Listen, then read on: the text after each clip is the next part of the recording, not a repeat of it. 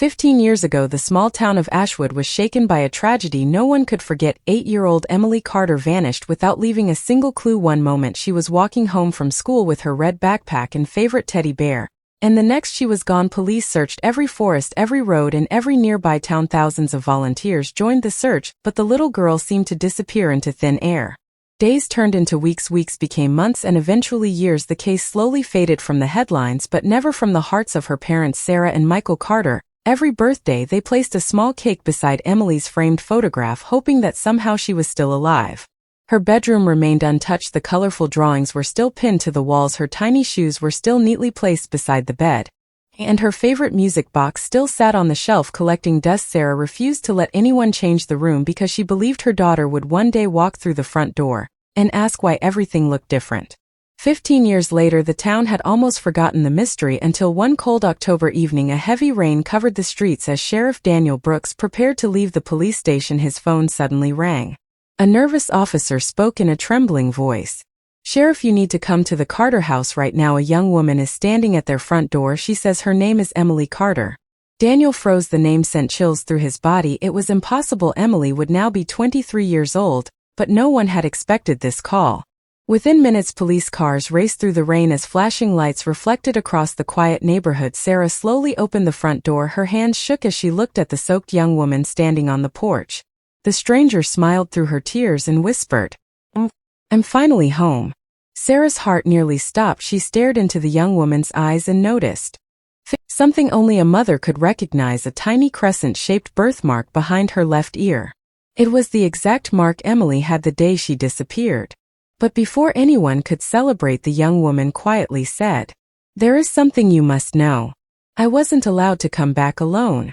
The room fell completely silent after Emily spoke those chilling words. "I wasn't allowed to come back alone."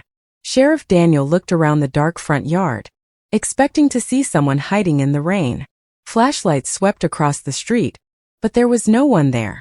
The young woman standing on the porch looked exhausted. Her clothes were soaked, her hands trembled, and fear filled her eyes.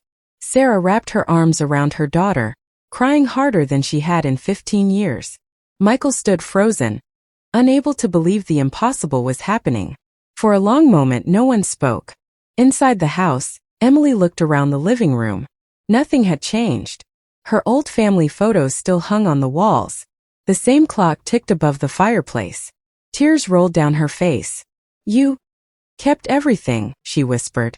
"We never stopped waiting for you," Sarah replied. Sheriff Daniel gently sat across from Emily. "Can you tell us what happened?" Emily lowered her head. She hesitated before speaking. "I can't tell you everything. If I do, innocent people will die." The room turned cold. Daniel leaned forward. "Who are you afraid of?" Emily looked toward the window as if someone was watching. "They have eyes everywhere." Before anyone could ask another question, the lights suddenly went out. The entire house was swallowed by darkness. A loud crash came from the backyard. Police officers rushed outside with their flashlights and weapons ready. They searched every corner but found no one. Then one officer shouted, "Sheriff, you need to see this." On the back fence, written in fresh red paint, were 5 terrifying words. "She belongs to us forever." Daniel's heart pounded. Whoever had taken Emily 15 years ago knew she had returned, and they were much closer than anyone had imagined. The message on the fence sent shockwaves through the neighborhood. "She belongs to us forever." Sheriff Daniel immediately ordered every officer to secure the Carter house. Police cars blocked both ends of the street while detectives searched for fingerprints, footprints, or security camera footage. But the rain had washed away almost every trace. Emily stared at the words through the kitchen window. Her face turned pale. "They found me," she whispered. Sarah grabbed her daughter's hand. "You're safe now. They can't hurt you anymore." Emily slowly shook her head. "You don't know them. They never stop." Daniel noticed the fear in her eyes. It wasn't the fear of someone remembering a nightmare. It was the fear of someone who believed the nightmare had followed her home. A detective entered the house carrying a small evidence bag. "Sheriff, we found this hanging on the front gate." Inside the bag was an old silver necklace. The moment Emily saw it, she gasped and stepped backward. "No!" Her hands began to shake uncontrollably. and stepped backward. No. Her hands began to shake uncontrollably. Daniel looked at the necklace. Do you recognize it? Emily nodded with tears in her eyes. They made every child wear one. The room fell silent. Every child? Daniel asked. Emily covered her mouth, realizing she had revealed more than she intended. There were others, she whispered.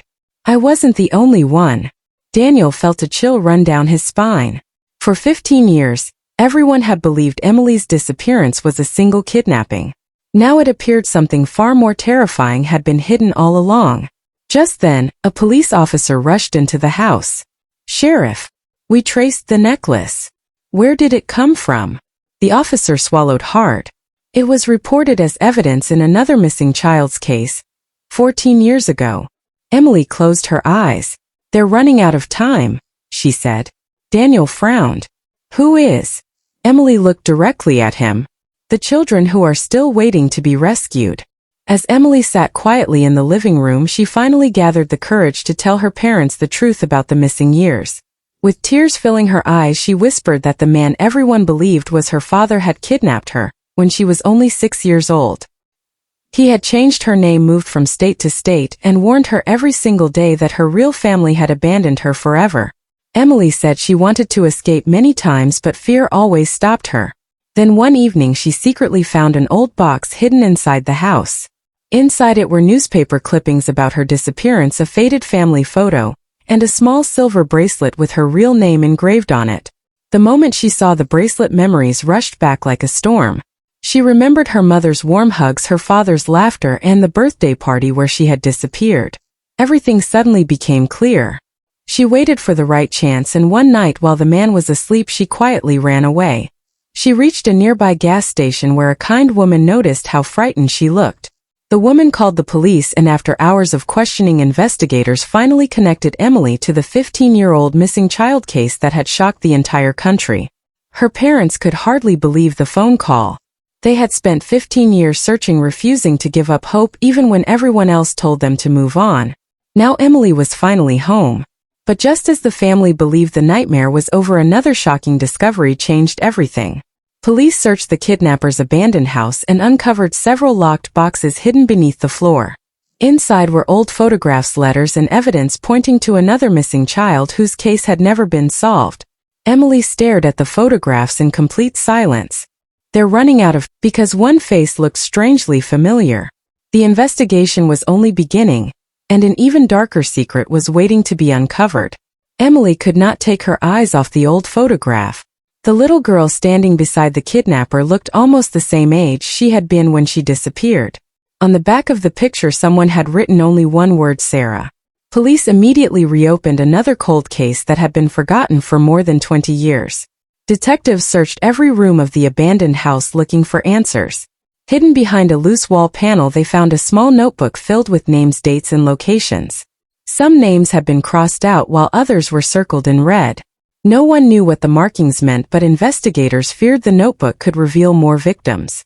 Emily slowly turned the pages and suddenly froze. One page contained her real birthday along with the date she had been taken from the park. Everything the kidnapper had done had been carefully planned. The case was far bigger than anyone had imagined. News of the discovery spread across the country, and families with missing loved ones began calling the police hoping for answers. Then a detective received an anonymous phone call. The mysterious caller said the kidnapper had never worked alone. Before anyone could ask another question, the line went dead. The police traced the call to an old warehouse on the edge of town. Officers rushed to the building expecting to find the caller. Instead, they found empty rooms covered with dust. Just as they were about to leave, one officer noticed a fresh footprint leading to a locked metal door. When they forced it open, they discovered a hidden room filled with children's toys, old clothes, and dozens of family photographs. Emily looked at one of the pictures and her heart almost stopped. Standing in the background was a woman she recognized immediately. It was someone who had recently visited her family, pretending to offer support. After her return, the person everyone trusted was hiding a terrifying secret. And Emily realized the nightmare was far from over. Emily could barely breathe as she stared at the photograph. The smiling woman in the background was the same volunteer who had visited her family only days earlier, bringing flowers and